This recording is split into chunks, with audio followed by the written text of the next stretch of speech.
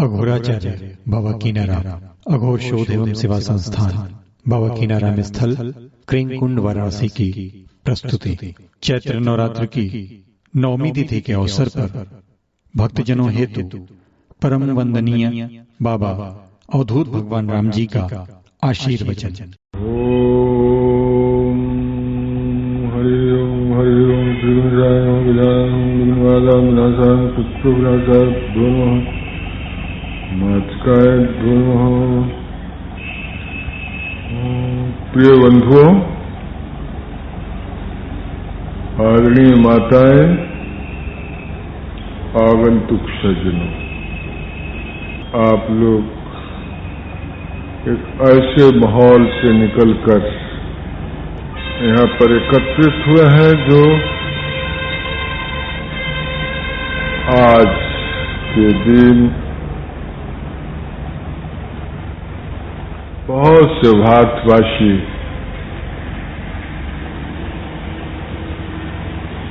अपनी सफलता की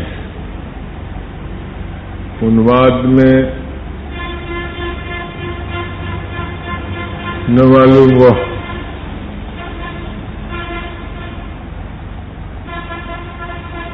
क्या क्या और कैसा कैसा अपनी आकांक्षाएं उत्पन्न करते होंगे। उन माहौल से निकल के आप यहाँ बैठकर बातचीत करने के लिए अपनी समय निकालकर आप लोग उत्सुकता से उपस्थित हुए हैं। इसके लिए मैं आपको बहुत बहुत धन्यवाद देता हूँ। कहाँ किसी को फुर्सत है, और अभी जो महीनों से जो माहौल चल रहा था उसका यह अंतिम दिन है, और उसमें बहुत सी अपनी सफलताओं की कामनाओं के साथ लोग भाग दौड़ में लगे हुए। सारा सफलताएं उन्माद के चलते अशोभनीय भी हो जाता है कभी कभी। छोड़िए उसका, तो जहां है परिस्थिति उसकी हम लोग प्रशंसा ही करें, क्योंकि हम आलोचना के स्थान देकर अपना कमजोरियों का ही जिक्र कर सकते हैं। और महीनों से किसी के ईर्ष्या, घृणा और द्वेष और आलोचनाओं को दृष्टि रखे ऐसे मनुष्यों के देखा होगा आपने, उनके शरीर से कैसे विचित्र विचित्र तरंग निकलते होंगे, जिनको नजदीक आने से हम लोग भी वंचित नहीं रहे, और कोई भी भारतवासी वंचित नहीं रहे होंगे। बहुत से तो प्राणी अपने प्राण भी गंवा चुके। इसलिए बंधु, हम उस परमात्मा को जो बहुत दूर से अब बहुत नजदीक से नजदीक बैठकर कठपुतली की तरह हम लोगों को नचा रहा है, और हम लोग अपने इंद्रियों की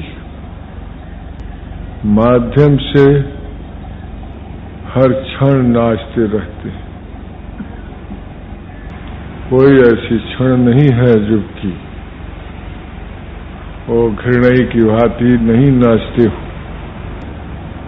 कभी बहुत हर्ष उल्लास में पड़ जाते हैं, कभी बड़े विषमता में पड़ जाते हैं, कभी बहुत गलानी करते हैं, कभी बहुत प्रसन्नता करते हैं।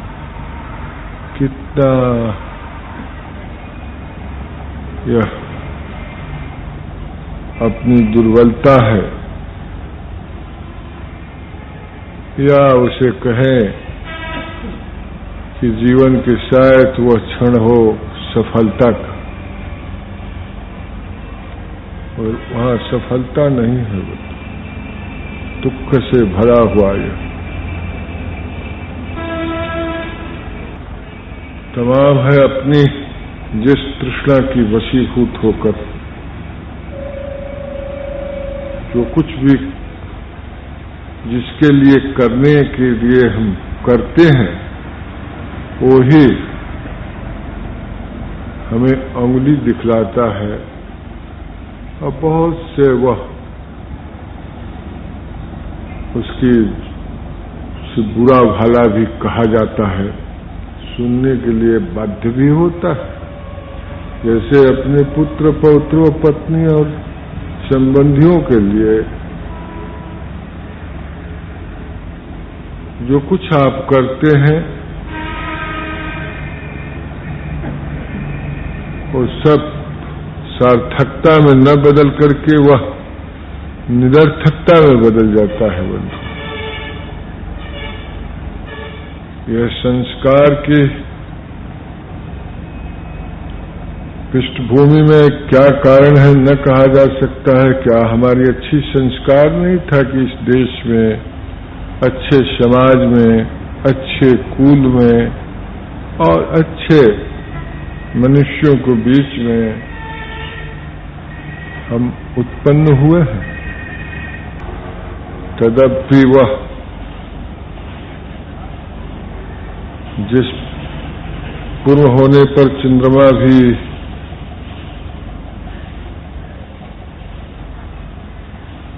ग्रह की छाया से वंचित नहीं रहता है, उसी तरह मनुष्य भी जिसे अपनी सफलता की महानता की तरफ बहुत प्रशंसा चाहता है और उन प्रशंसा की कामना में अनाप शनाप बहुत कुछ शब्दों के द्वारा बहुत सी बातें प्रयोग कर देता है, जिसके चलते इस वायुमंडल में न मालूम कैसे कैसे तरंगों से टकराता है और मनुष्य की हर दुर्बलताओं की तरफ संकेत करता है। वह उन्माद ने उसे नहीं देखने देता है। छोटी सी बातें हम लोग सभी जानते हैं, कोई आपको सामने नई बातें नहीं कहने जा रहा है, सब पुरानी है, आपने लाखों बार सुने होंगे, 50 बार आपने कहे भी होंगे और रोज सुनते हैं, रोज कहते हैं। जब अपनी सामना पड़ता है बंधु तो मनुष्य भूल जाता है, किसी पर उंगली उठाता है, कहता है कि यह बुरा है, यह गंदा है, यह गलत है और सोचता है कि इसे कहने से मुझे कोई प्रशंसा करेगा। कोई भी मनुष्य उसको प्रशंसा नहीं करता, उसे हे दृष्टि से देखता है, क्योंकि वह दूसरे को भी हे दृष्टि से देखता है। तो जो दूसरे को हे दृष्टि से देखता है और सोचता है कि मेरे जो शुभचिंतक हैं मुझे प्रशंसा करेंगे, और ऐसा सोचता हो तो उसका भी जीवन अभिश्राप हो सकता है। जो दूसरे को शिकायत करता हो वह आपका भी शिकायत कर सकता है, जो दूसरे की निंदा करता है वो आपका भी निंदा कर सकता है। ऐसे प्राणी की दूर रहना ही मनुष्य के अपनी सफलता की पथ पर चलने शरीके होता है बंधु।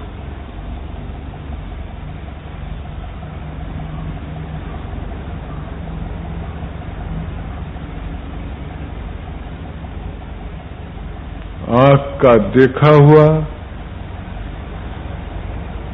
और कान का सुना हुआ पर भी विश्वास नहीं करना चाहिए।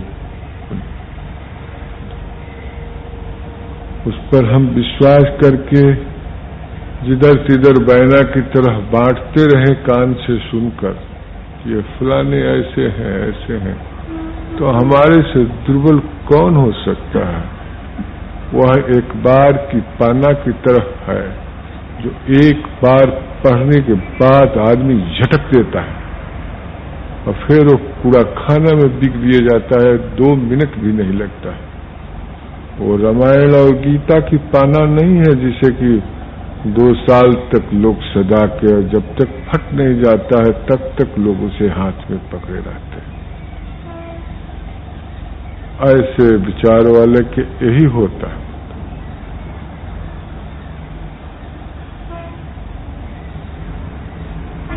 आंख से जिसे आप देखते भी हैं यह ऐसे कर रहे हैं, उस पर भी आप बहुत जल्दबाजी न करिए। किस परिस्थिति में वह कर रहा है, क्या उसकी मतलब हो सकता है और कैसी उस वक्त की मनोस्थिति है जिसके लिए वह ऐसा कर रहा है, उस पर आप निर्णय दे देते हैं कि आपका अपने आत्मा के प्रति विश्वासघात करते हैं। जघन्य अपराध इसे कहते हैं। आप तो तत्काल निर्णय देते रहते हैं दूसरों की, उससे क्या बड़ा हो सकता है?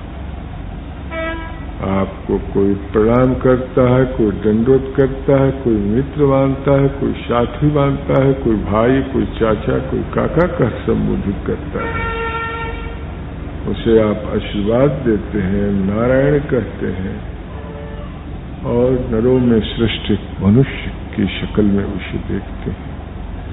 और यदि ऐसा भी न देखते हैं, उसको मलमूत्र तुल्य ही देखते हो, तो उसका भी अपना एक स्थान है बंधु। उस मलमूत्र का उसका भी अपना एक गौरव है बंधु, और उसके लिए भी मेरे अधिकार क्षेत्र से बाहर का है कि जो हम उसकी आलोचना करने के लिए उस जुबान से बाध्य होते हैं, ये हमारी सबसे बड़ा कमजोरी हो सकता है। कि आत्मघात के सिवाय अब कुछ नहीं हो सकता, अपने आप पर अविश्वास के सिवाय।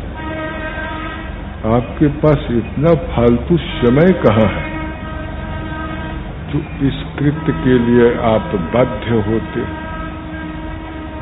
और फिर कहते हैं कोई अच्छे मनुष्यों के पास, गुरुजनों के पास, उस मास्टर के पास और उस सज्जनों के पास, महापुरुषों के पास कि मैं तो किसी के बारे में कुछ नहीं कहता,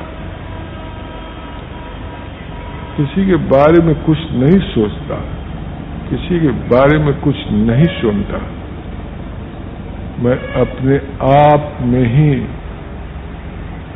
लिंग स्वरूप स्थित रहता हूं।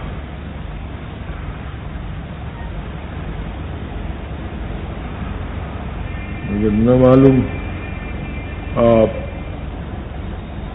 अपने को भी नहीं वंचित रखते, सुबह से शाम तक, सोने से जागने तक, रात से दिन तक, चलते से बैठते तक चलते रहते हैं, चलते रहते हैं, चलते रहते हैं। एक क्षण भी अपने पास ठहरने के लिए आप तैयार नहीं। परमात्मा तो आपको ढूंढता है, वो पवित्रता आपको ढूंढता है, वो सत्य आपको ढूंढता है, वो आपके द्वार पर खड़ा है। आप ही खुद नहीं है तो वो किससे मिले? आप तो दूसरे व्यवसाय में लगे हुए हैं, किसी की निंदा, किसी की शिकायत, बुरी दृष्टियों से किसी को देखना, किसी को ऐसे ऐसे भावनाओं से देखना, ये सब जो आपके साथ हो रहा है, होता रहेगा, तो आप उस पवित्रता को छू भी नहीं सकते बंधु। जिसे सत्य कहते हैं और जिसे महान कहते हैं, जिसे वह आनंद कहते हैं।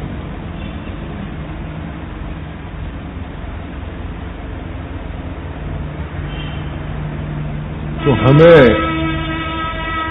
अपने इस जीवन में जो किसी अपने अलावा किसी औरों को यदि सोचते हैं तो उसका भी पूर्ण अधिकार है आप ही की तरफ।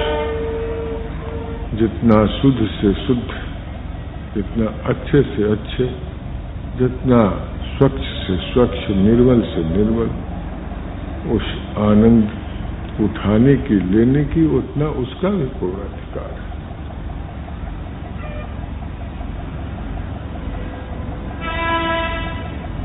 आप सड़े गले विचारों को जगह देते हैं, आप सड़े गले भावनाओं की जगह देते हैं और बेकार ऐसे कृत्यों के आपने अपने साथ बैठाते उठाते और उसके साथ टहलते और घूमते बोलते और बतियाते रहते हैं। तो फिर आप कहते हैं कि हमको ईश्वर की सानिध्य नहीं, उस पवित्रता के सानिध्य नहीं, उस सत्य के सानिध्य नहीं, उस अच्छे वचनों को सानिध्य नहीं प्राप्त हो रहा है और वह फल नहीं दे रहा है। उसकी कारणों में आप जाएंगे, ढूंढेंगे क्या कारण है कि वह मुझे फल नहीं देता है, क्या कारण है कि वह मुझे प्रसन्नता नहीं देता है, क्या कारण है कि मुझे वह आनंद और सुख नहीं देता है। कोई कारण नहीं बंधु, कारण सब हम खुद भी हैं। कोई कारण। हम लोगों का संग बहुत बुरे संग है, हमारा संग बहुत बुरे की संग है। कितना स्वच्छ दिखते हैं कि मिष्टान,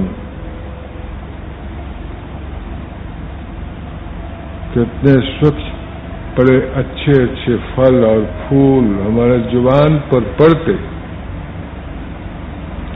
मल और मूत्रों में परिवर्तित होकर तिरस्कृत की तरह वह फेंक दिए जाते हैं। जिन्हें सजा कर रखा जाता था ऊंचे स्थान पर, वो आज हमारे संग के कारण तिरस्कृत हुए। तो हमारे में तो इतने अवगुण भरा हुआ है जो कि हमारे संग के कारण वह तिरस्कृत हो जाते हैं। संसार की पदार्थ अच्छे विचार, अच्छे भावनाएं, अच्छे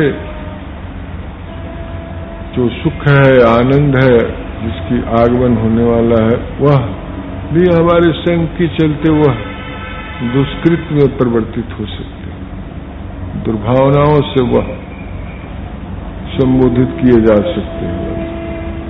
इसलिए हम सभी जो ऐसे विचार में रहने वाले बंधु हैं, जिनको थोड़ा भी ईश्वर के प्रति आस्था है और अपने आप का प्रति आस्था है, तो इन सब बातों से, सड़े गले भावनाओं से अपने को दूर रखना चाहिए।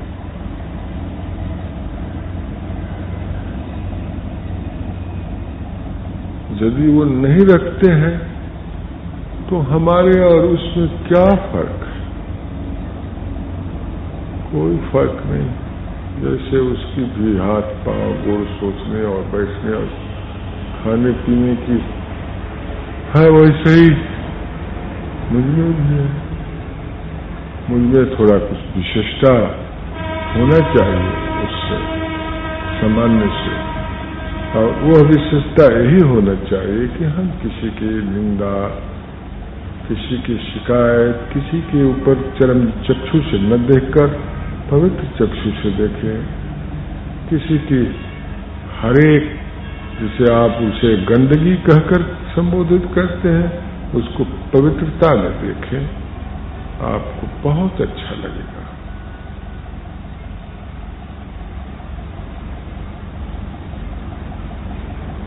और एक साधु पुरुष का लक्षण यही होता है, इसी को सजताई कहते हैं। और नहीं तो फिर वह मनुष्य आतताई से कम नहीं है, जो दूसरे पर उंगली उठाता रहता है। आतताई और सजताई में कोई फर्क नहीं है, एक ही सिक्का के दो पहलू।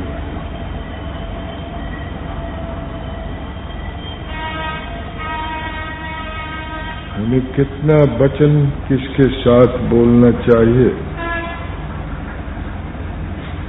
क्योंकि वह तीर निकल जाने के बाद फिर हाथ नहीं आता है।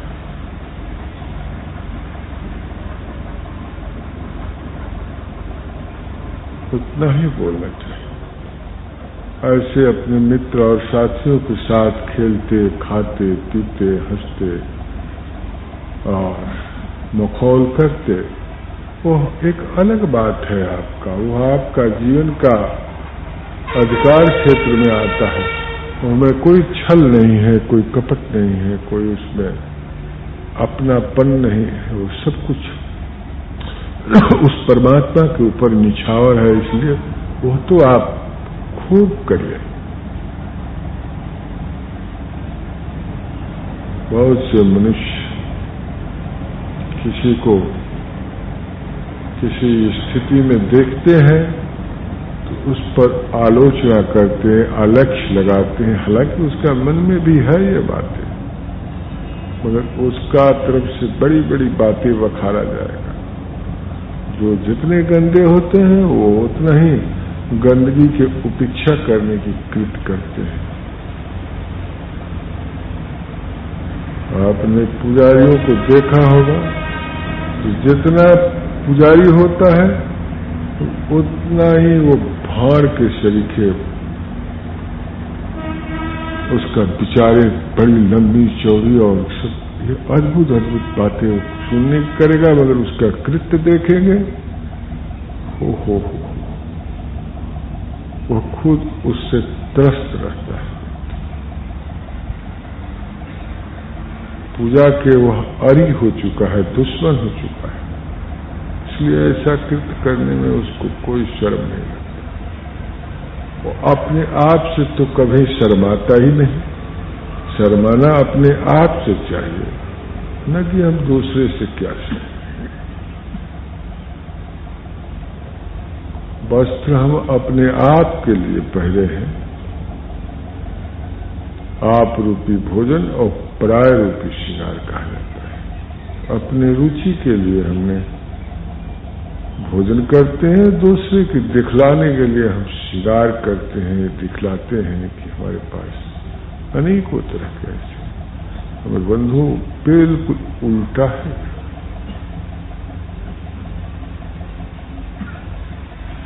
इसी तरह से अपनी यहाँ के इतिहास रहा है बंधु। हम तो साधु की स्थान से, जिस पर हमारा अधिकार नहीं है, फिर भी उस स्थान से बैठकर आपके साथ वार्ता करता हूँ, फिर मित्र की तरह आपसे मिलता जुलता हूँ और खान पान में अपने बंधु बांधवों के साथ तरह आपके साथ रहता हूँ। काम करने में कोड़ता खानता मैं भी हूँ, फूल पत्ती साग सब्जी। देखिए यहाँ गुलाब न लगा के मैं साग सब्जी लगाया हूँ।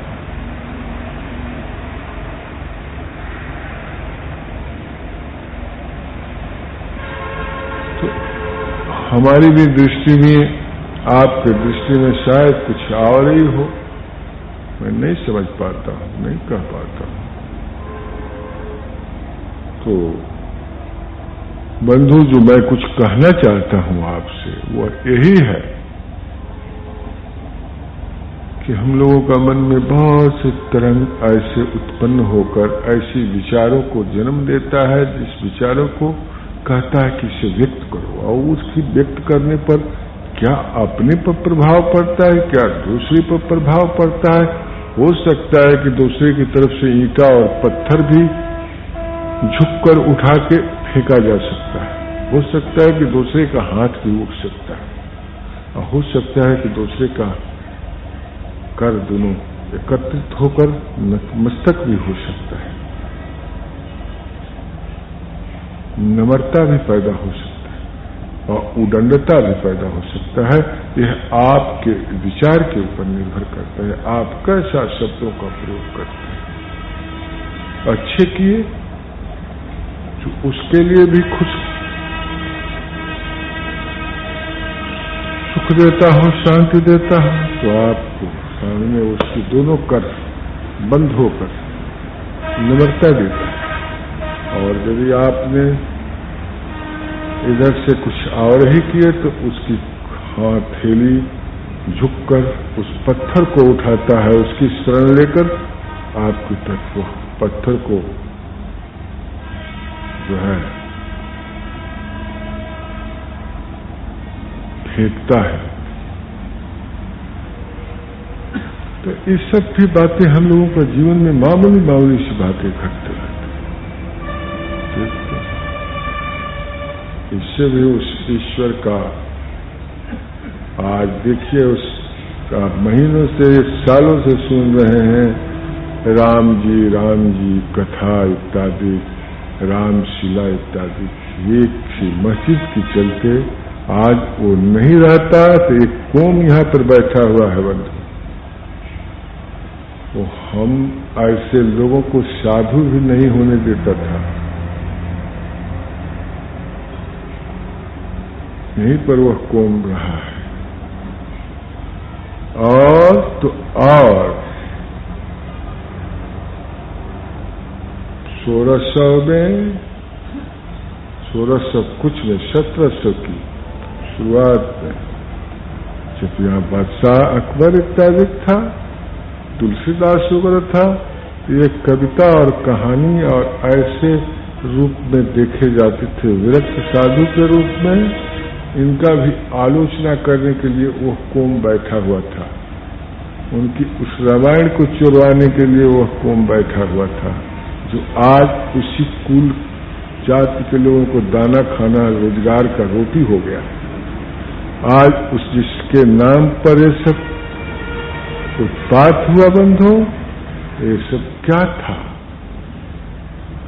मनुष्य आज उसी का देन है, वो नहीं रहता तो ये सब होता भी नहीं। और ये अब लोग जो कर रहे थे, इन लोगों से उससे कोई मतलब नहीं। दिन रात पहले तो यहाँ पर भारतवर्ष में कोई दूसरा कौन साधु नहीं हो सकते थे, कई कौन दंडी और सन्यासी होता था, कोई दूसरा कुल का होता था तो वो नागा इत्यादि होता था और मार काट के लिए रखा जाता था। 1600 से 1700 से लेकर 1800 औरंगजेब की मृत्यु के बाद फिर धीरे धीरे दूसरे कुल के लोग आगमन हुआ। फिर तो उस वक्त तो देश किस परिस्थिति में था पता नहीं। 1857 तक तो इस देश का में खाली डंडा और लड़ाई और तलवार से ही रहा, कोई न कुछ नहीं था, न रोड न रास्ता। 1914 पहला युद्ध दुनिया में हुआ है और इन सब तरह का देश एक से दूसरी जगह नजदीक प्रारंभ हुआ है, एक जगह से दूसरी जगह आना जाना शुरू हुआ है। और धीरे धीरे उसके बाद एक मनुष्य एक दूसरे मनुष्य को जानना शुरू किया। उसके पहले जानता था मगर उसका दूसरा ही शक्ल था। उसके पहले इस देश में राम की कौन पूछे, जब से ये अवतारवाद चला 1600-1700 में, तब से इनकी पूजा आराधना के प्रति मनुष्यों को आकर्षण हुआ। और यहू किसकी देन है? यह उन्हीं पश्चिम वाली जो धर्म इस पर देश पर आना जाना आरंभ किया, आक्रमण किया, और उसका भी एक ही ईश्वर का पुजारी बनकर तब यहाँ के कुछ लोगों में यह भावनाएं उत्पन्न हुआ। वैष्णव को कौन नहीं जानता है कि अलवारों का यह धर्म है। अलवार लोग शूद्र हुआ करते थे और भंगी तरह के हुआ करते थे, उनकी यह बनाए हुए धर्म है वैष्णव। उसी में रामानुज का उसी की गद्दी पर आगमन हुआ है। अलवारो चला।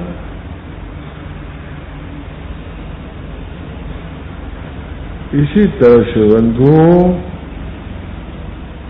1900 तक तो यहाँ किसी कौम के साधु हो जाएं तो उनको जमींदारों के द्वारा, ब्राह्मणों के द्वारा, उस जाति के द्वारा इतनी उपेक्षा किया जाता था कि उनको रहना मुश्किल होता था।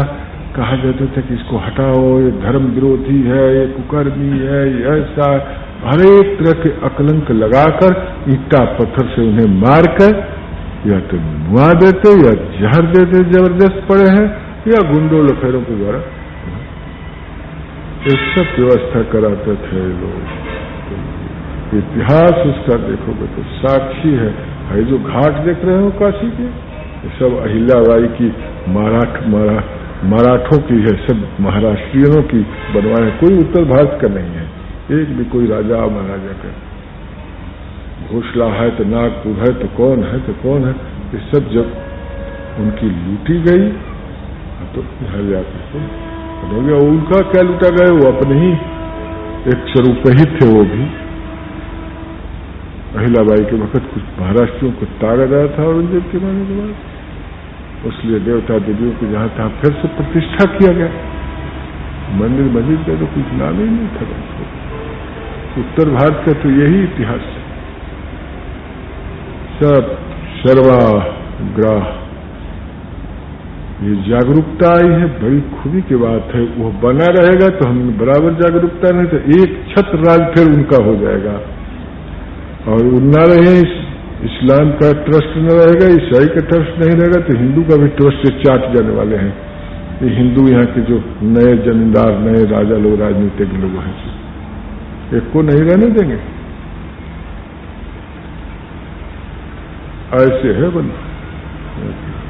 इन सभी विषयों पर आप देखेंगे तो आपके मन में धर्म के साथ, साधु को भी धर्म के साथ, और लोगों के धर्म के साथ उनकी अपनी व्यवहार व्यापार है। ऐसे माहौल में हम लोग जीते हैं, रहते हैं, सुनते हैं, करते हैं। इससे कोई मतलब धर्म नाम की इतनी गंदगी वस्तु से, जिसके चलते लोगों में खून खच्चर रहे, जिसके चलते हम लोगों में अशांति पैदा हो, जिसके चलते रास्ता चलने की हमें दुर्बल हो जाए, जिसके चलते हमको साग सब्जी खरीदने के लिए दुर्बल हो जाए, ऐसी कोई धर्म है। तो ऐसे लोग नहीं कि एक ही तरफ से हैं, दोनों तरफ से हैं।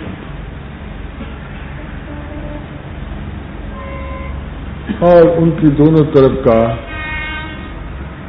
रहना हम लोगों के सांस लेने के लिए बहुत अच्छी है। एक तरह से मैं तो ये महान विचित्र सा यहाँ के एक कौम है जो किसी के नहीं छोड़ता था, सब पर वो आक्रमण करता था, हर तरह से आक्रमण करता था। उसके आचरण से, उसके व्यवहार से, उसकी हर तरह उस पर गंदगी छिड़कता था, और छिड़कते छिड़कते छिड़कते छिड़कते एक दिन मार देने की कोशिश करता। यहाँ के पुरोहित वर्ग, इतना पुरोहित वर्ग की मनोदशा गिरी हुई है जो आज भी गिरी हुई है, और उन्हीं लोगों में के मुख्य लोग कि डरे हुए दाल आप भी है, जो आप हरेक रसोई में स्वादिष्ट लगते हैं।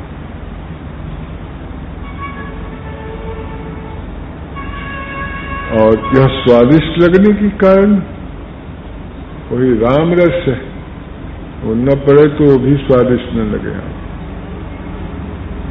और इन सब मिला करके अपनी, आप जानते हैं अनेकों जातियां की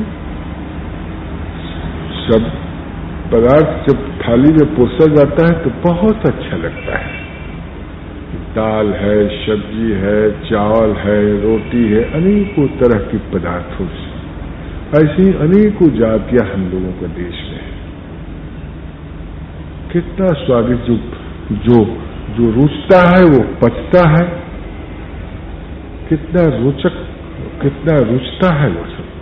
खाली चावल दे दिया जाए तो नहीं खा सकते, खाली दाल पीने को दिया जाए तब भी अच्छा नहीं, खाली रोटी दिया जाए तब भी अच्छा नहीं, खाली सब्जी खाने को कहा तब भी अच्छा नहीं। इसी तरह से अनेकों जातियां, अनेकों पदार्थ, जिस तरह से हम लोगों को थाली में परोसने पर स्वादिष्ट लगता है, ऐसे अनेकों जातियां इस देश में, उनका संग, उनके साथ, और उन पर भी अपनी गौरव यदि आप अपने को समझते हो तो हम लोगों के लिए वह दुर्बल नहीं बनाएगा और सबल बनाएगा। उनका भी उतना ही अधिकार है जितना आपको चावल खाने में, उतने रोटी खाने में, उतने सब्जी खाने में। वो अलग अलग उनका गुण है, अलग अलग उनका धर्म है। अलग अलग गुण धर्म से आपका शरीर को परिपक्व करेंगे, पुष्ट करेंगे।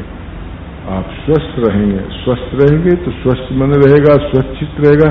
आप सुमेधा के सदृश होंगे, आपकी अच्छी मेधाएं होंगी। आप उस महान शक्ति को समझ सकती है जहां पर कि सूरत और समाधि ये दोनों अपने कोष से खत्म हो चुके हैं, पदच्युत हो चुके हैं। न सूरत लग रहा है, न समाधि लग रही, दोनों पदच्युत होकर आरण्य में घूम रहा है। आपका मनोदशा का ऊपर क्या प्रभाव पड़ा है? यही प्रभाव पड़ा है नहीं कि आपका चित शब्द में सूरत लगाई रहो रे और कहो तुम्हें का चाहो रे। अपने शिष्य ने अपने गुरु से पूछा था, गुरु जी बहुत दिन सेवा किए, मुझे कुछ नहीं आज तक आपने दिए। उन्होंने कहा कि हमें तो रोज देता हूं, तुम उस पर कभी गौरव नहीं फरमा, कभी उस पर ध्यान नहीं देता। शब्द में सूरत लगाई रहो रे और कहो तुम्हें का चाहो रे। जो तुम मंत्र उच्चारण करते हो उसे देखो, उस शब्द के उच्चारण के बाद बाहरी हिस्से में कैसी एक आकृतियां बनता है। वो आकृतियां कितनी तेजी से मेरे सामने तरफ आ रही है, मेरी आकृतियां से क्या कंपन निकल रहा है, उन आकृतियां से क्या एक तरह की वह जो प्रभाव हमें प्रवेश कर रहा है। तो मन तो चंचल है, चंचल मन भटकत दिन राती, चित्त तो स्थिर है नहीं। और तो फिर उसको एक हमारे यहाँ साधु हमने कहा कि मंदिर में बैठो तो दिन भर भागा ही रहता है, तो उससे कोई काम नहीं होता। तो हम कहेंगे तुम्हें 5 रुपया देंगे, बैठो। कहा उस सेठ ने, उसके यहाँ जब साधु पहुंचा है, एक दृष्टांत मामूली से आपको दे दिया। एक सेठ जी के यहाँ एक साधु गया और उसको वो 10 रुपया देता था। एक उसका नौकर था, उसको 5 रुपया देता था। एक दिन उस देख लिया उसका कर्मचारी, तो कहा कि ये साधु दिन भर तुम्हारे साथ नहीं रहता है, आता है शाम को 10 रुपया ले जाता है, हम दिन भर तुम्हारी काम करते हैं, हमको 5 रुपया देते हो, तुम बहुत बड़ा अत्याचारी हो। हमारे काम का यही फल है। तो बाबा मैं तुम्हें कल से 15 रुपया दूंगा, तुम बैठकर यह माला ले, यहां जाप करो, खाली यही करो, तुम्हें 15 रुपया दो। कहते हाँ तो ठीक है, बहुत अच्छा दे। तो कहा कल से तुम्हारे 15 रुपये बनेगा। तो माला जब 10 बजा, 11 बजा, 12 बजा, तो फिर सेठ के यहाँ पहुंचा। सेठ बोले कि भाई अभी कहाँ चले आओ? ये महाराज हमको काम दीजिए, कुदारी चलाने वाला, झाड़ू देने वाला, वो हमसे नहीं होगा, वो बड़ी कठिन काम है। साधु क्या करता था? वो बैठा है उस शब्द में सूरत लगाई रहो रे और कहो तुम्हें का चाहो रे। अपनी एकाग्र चित्त से हरेक मनुष्यों के प्रति समान दृष्टि रखता था, सबके लिए सुख का कामना करता था, शांति की कामना करता था, मंगल की कामना करता था, अच्छे श्वास लेता था जिससे वायुमंडल में दुराग्रह सब समाप्त हो, सब विगत ज्वर हो। तो बंधु, जो उशीखल है, स्थिर है, इसका चित्त नहीं अपने में तिरोहित है, उसका ऐसा ही होता है।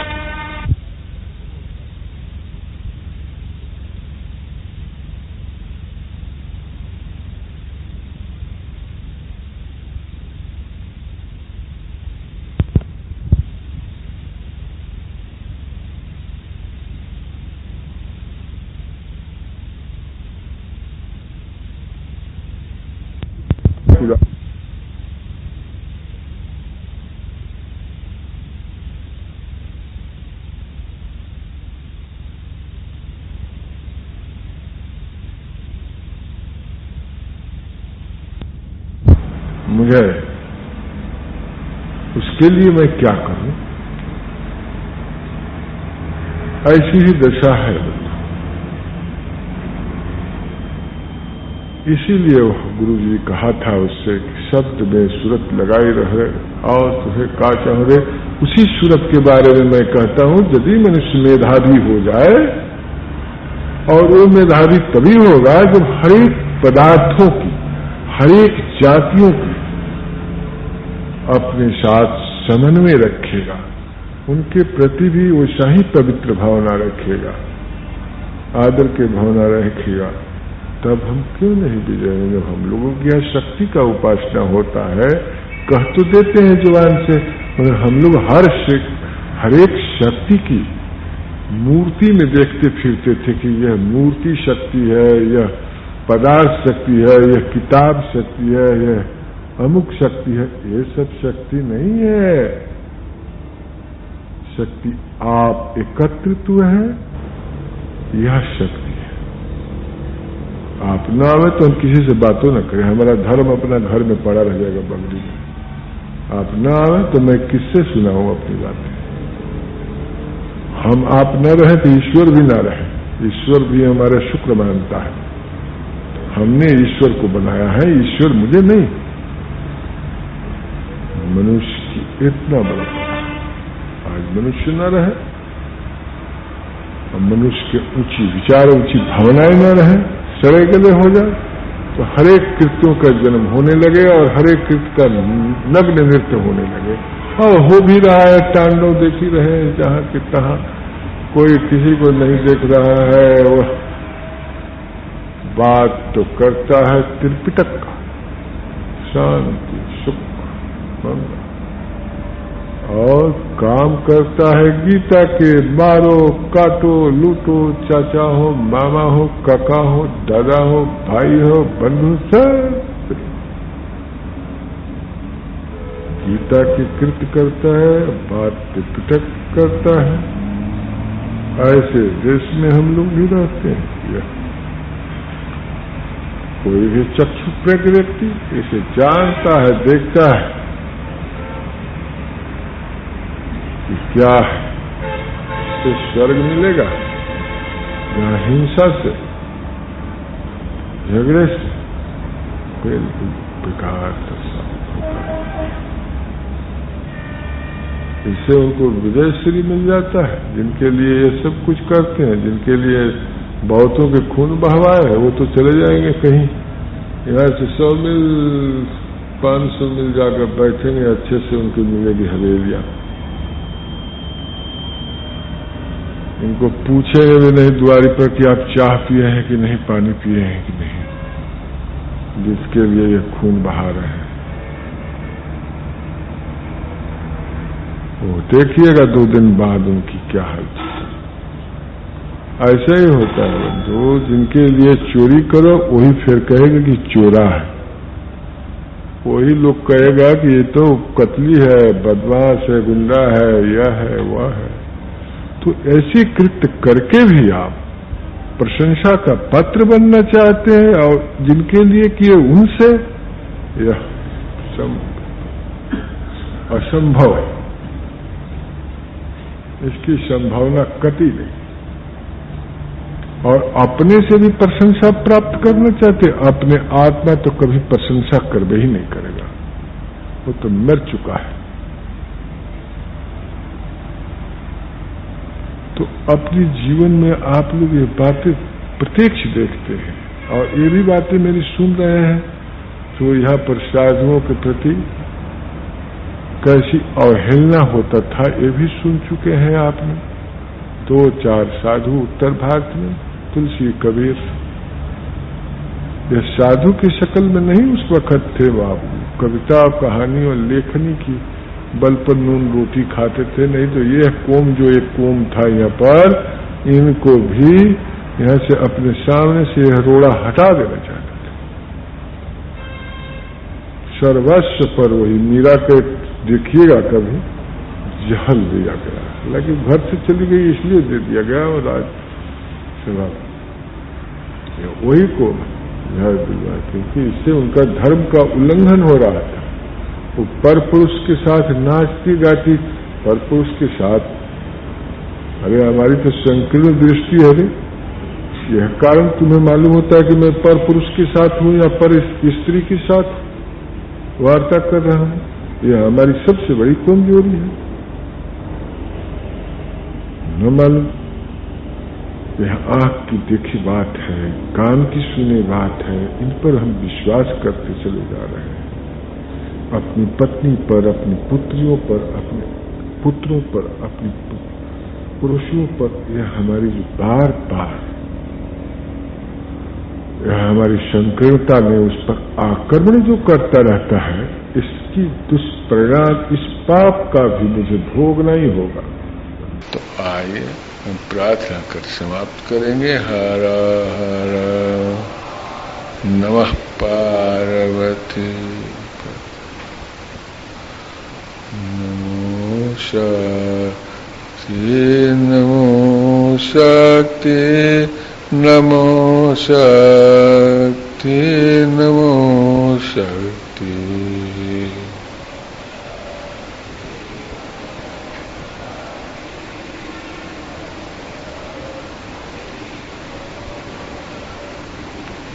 नमो शक्ति, नमो शक्ति, नमो शक्ति, नमो शक्ति।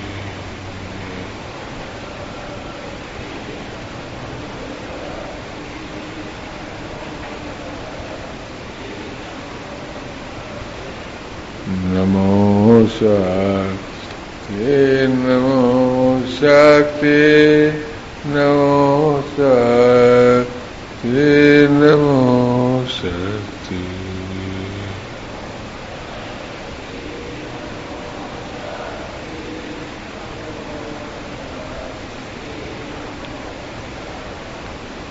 नमो काले, नमो काले, नमो काले, नमो काले।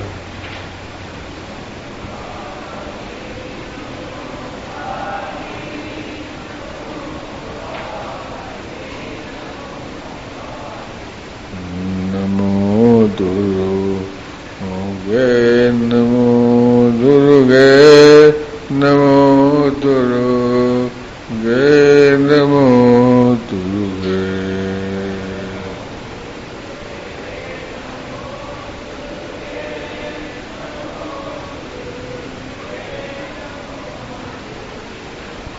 नमो चंडी, नमो चंडी, नमो चंडी, नमो चंडी।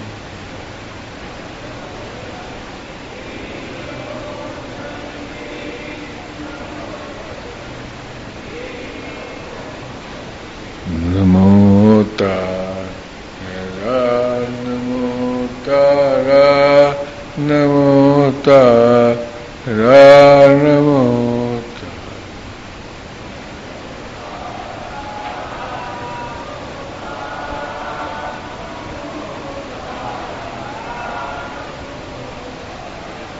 नमो शक्ति, नमो शक्ति नमो शक्ति नमो शक्ति।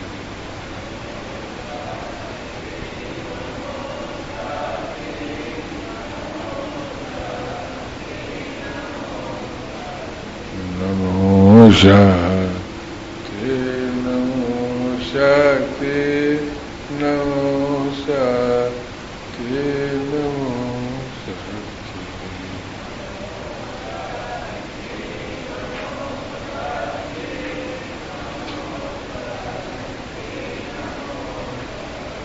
नमो शक्ति नमो शक्ति नमो शक्ति नमो शक्ति।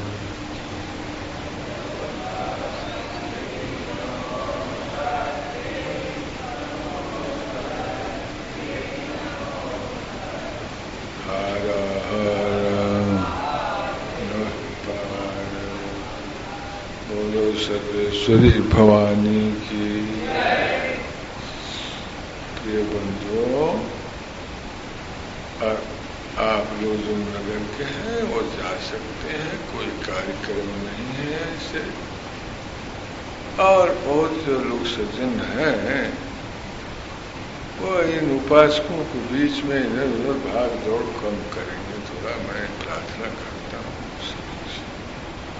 अच्छा।